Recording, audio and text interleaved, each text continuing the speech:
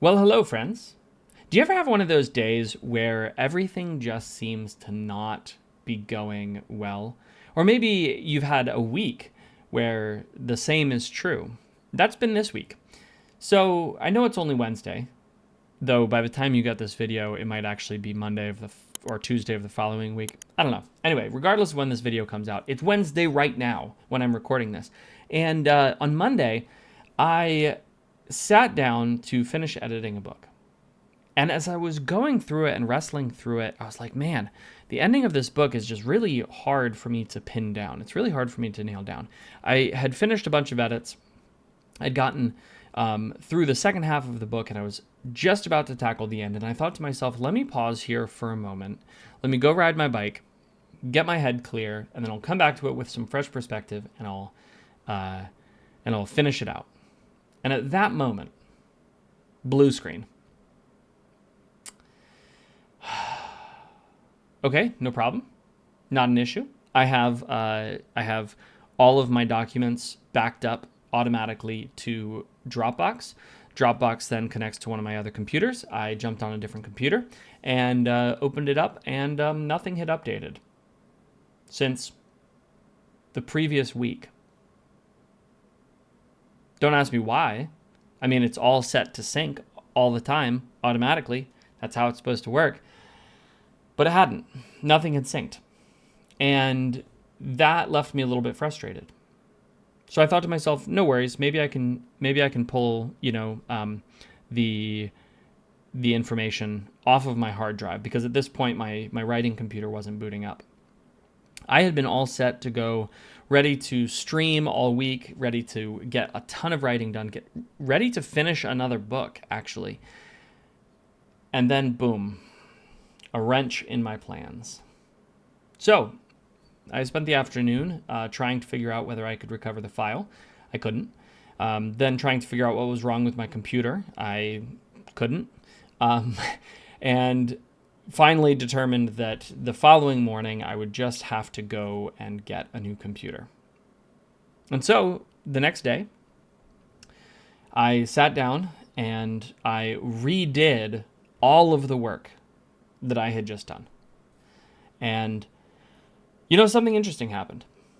I got to the end of the book, and I still had a little bit of that frustration of like, man, I don't quite know how to end this. But it came a lot clearer. I made some changes. I finished out the book. I submitted it. That was off my plate. And then I went to buy a new computer, a new writing computer. I'm fortunate to be in a position where I can actually go out and just buy another writing computer. And even more fortunate that I have friends who know a lot more about computers than I do.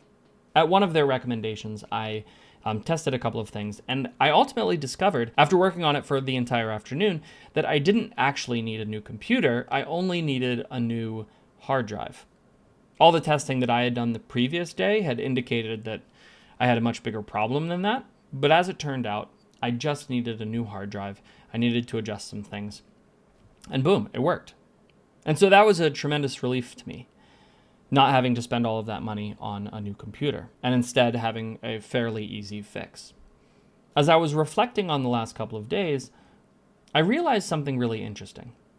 A few years ago, if this had happened to me, it would have ruined my entire week. It would have just completely obliterated it. I wouldn't have been able to work. I would have been frustrated the whole time. I would have been thinking about it constantly, even after these problems were resolved, right? I lost all my work from Monday, but I resolved that by Tuesday at lunch. My computer wasn't working, but I resolved that by Tuesday evening. And so in both of these cases, these relatively big issues were solved. So why was it that now I can just look at these events and say, okay, this thing happened, and I'm going to just fix them as best I can, and I'm going to move on? Why is it that previously it would have been such a big deal to me, and I would have had so much trouble getting over it? In the past, I've talked about how distance or disconnecting from our work can be really beneficial. And I think that this is a principle that applies to life in general. not just to our work. I'm not saying that we shouldn't be emotionally attached. Like, I think it's reasonable if something frustrating happens to feel frustration. And we shouldn't push those feelings away and we shouldn't ignore them. No, we should feel them, we should experience them, and then we should channel them in a constructive direction. So rather than thinking to myself, man, I really wanted to get this book done, and now I have to redo all of this work, this is so terrible, I can instead say, okay, this sucks, but I'm just going to sit down and do the work. I'm going to just finish the book.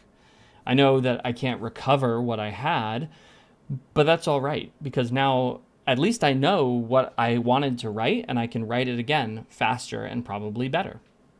Looking at a computer that won't turn on and thinking to myself, man, now I have to go out and I have to spend money and I have to spend time trying to fix this problem.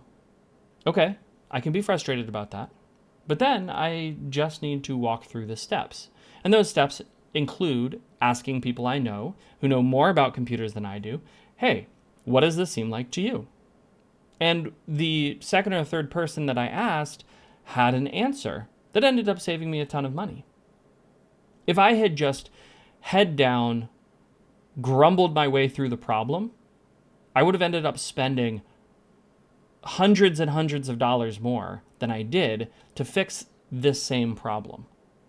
And I think that sometimes we do this to ourselves.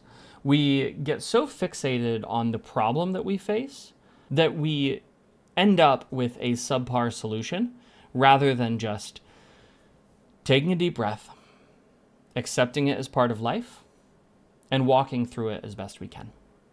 And I started thinking about, why have I changed? What is it that happened that took me from a person who would obsess over problems that were happening to me or constantly think about these problems to someone who can just take a deep breath and move with equanimity? I don't necessarily have a concrete answer, a single thing that allowed me to make the transition.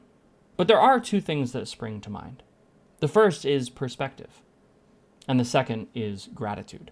It's really easy to have a warped perspective of the world if you don't have gratitude. I'm incredibly grateful to be able to do what I do. I get to make YouTube videos for fun. I get to write, tell stories, and I get to share those stories with other people. That's just an amazing thing. And whether my computer dies and I lose all my work or not, I still get to do that.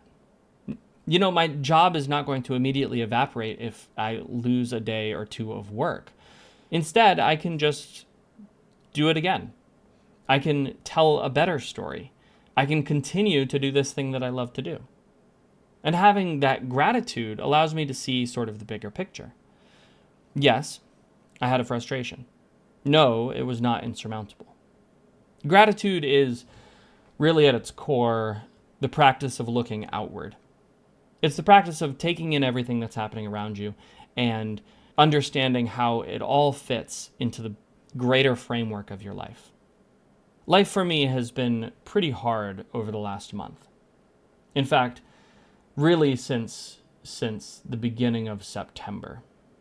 As this summer started to roll to an end, a lot of life circumstances just sort of all hit at once. And it's been difficult. But even when it's been difficult, I found that gratitude allows me to have a clear vision, a clear perspective of everything that's going on around me. When I sat down to make this video, I legitimately didn't know what it was going to be about. I had no idea where it was going to go. But I think that this principle is just so vitally important. As we look at the world around us, as we examine ourselves, and as we think about our place, we need to do it with gratitude. We need to do it understanding that while life is hard, and relatively speaking, the two things that I've shared today, the two things that happened earlier this week, not the hardest things in the world. In fact, very low in the ranking when it comes to hard things. But the same principle of gratitude applies no matter where something is on the list. The fact that we have life, that we continue to draw breath, that we have a future at all is worth celebrating. And there are lots of little things in life worth celebrating too. It makes me really grateful to have a place to share these thoughts with this YouTube community. It makes me really grateful every time I see somebody jumping on the stream to write alongside me. It makes me grateful that I get to write stories and share them with the world. It makes me grateful when I wake up in the morning and get a fresh cup of coffee. Life is just full of wonderful things. And no matter what happens, I can be grateful. Anyway, like I said, I had no idea where this video was going to go. If you stuck around to the end, I really do appreciate it. Hopefully you have things in your life that you're grateful for too. If you don't, I would really encourage you to spend some time just thinking about what you have to be grateful for. Because I guarantee you, there is something. I'd love to hear down in the comments what you are most grateful for in your life. I think it's always a good idea to remind ourselves.